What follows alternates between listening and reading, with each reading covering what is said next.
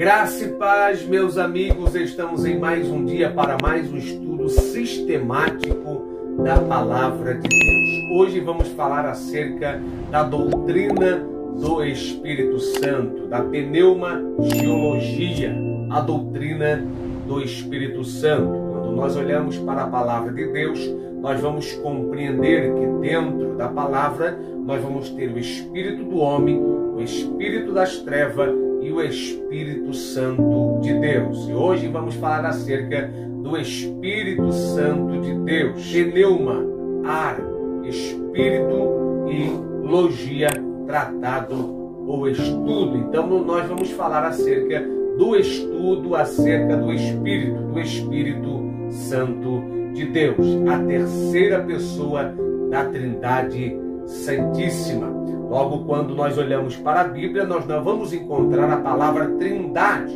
mas nós vamos encontrar a palavra Pai, Filho e Espírito Santo. No 3, então, formando uma Trindade. Então, a terceira pessoa da Trindade é o Espírito Santo de Deus. Desde o início, ele já está colaborando. A Bíblia vai nos revelar em Gênesis que o Espírito estava sobre a face das águas e pairava sobre a face das águas.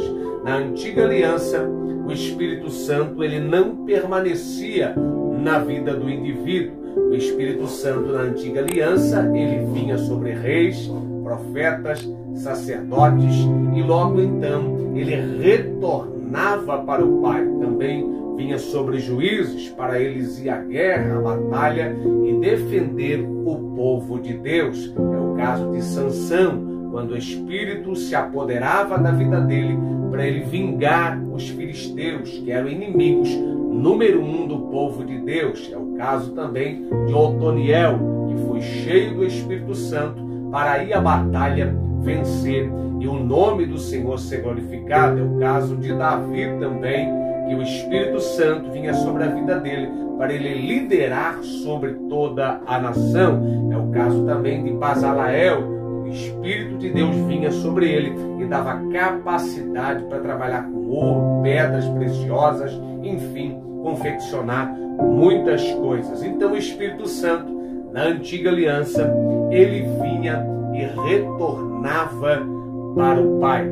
Já no Novo Testamento, o Espírito Santo, então, após a morte e ressurreição e o ministério de Jesus, o Espírito Santo, então, foi mandado, foi outorgado, foi autorizado a descer à terra para estar com a vida dos salvos, os que estão vivendo em novidade de vida, daqueles que professaram a fé em Cristo Jesus. E o Espírito Santo, ele tem a capacidade de orientar, de corrigir, de moldar a vida do cristão. No Novo Testamento, nós vamos ver que ele vai se identificar com muitos dos discípulos de Jesus, ao ponto deles estar esperando reunido, Atos dos Apóstolos, capítulo de número 2, e foram cheios do Espírito Santo para eles ser revestidos para enfrentar as perseguições. Nós vamos ver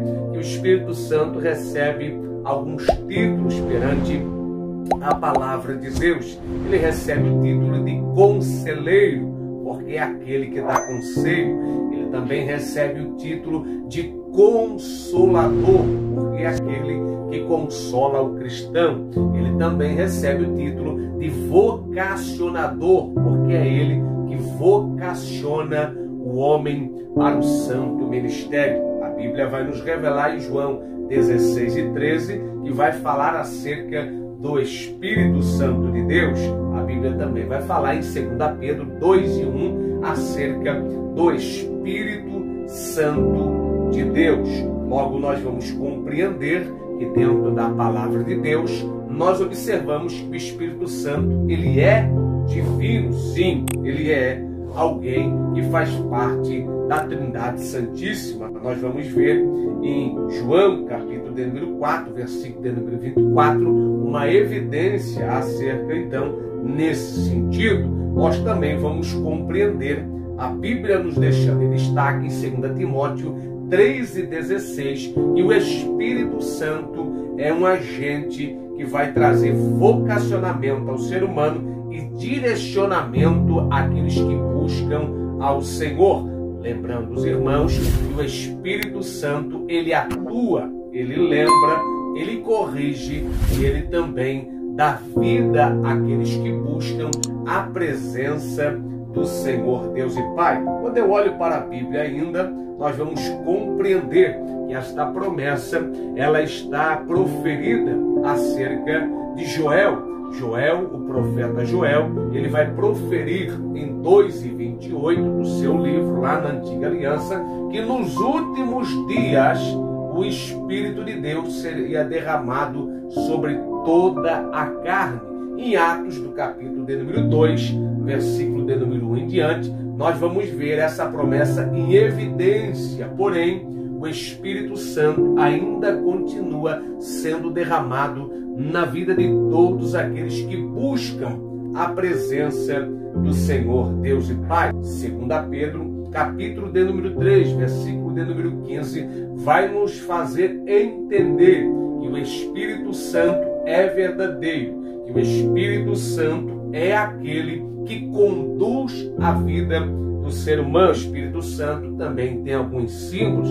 Ele tem um símbolo do pássaro, da pomba. Quando Jesus estava, o Evangelho de João vai nos revelar isso, Mateus também vai nos revelar isso, precisamente, que Jesus está sendo batizado por João o Batista, o batizador, e no alto, então, o pássaro, a pomba, ela aparece como símbolo do Espírito Santo. A voz de Deus, o pássaro, o Espírito Santo e o Cristo na terra. Ele também tem um símbolo de fogo. O Espírito Santo também tem um símbolo de fogo e também tem um símbolo de penhor, de garantia, pois é ele que é o penhor e a garantia do salvo. É ele que vai levar o cristão a ir morar no céu com o Todo-Poderoso. Então, essa doutrina é maravilhosa. Espero que você esteja aproveitando mais este estudo sistemático para a glória de Deus. Deus te abençoe. Um grande abraço.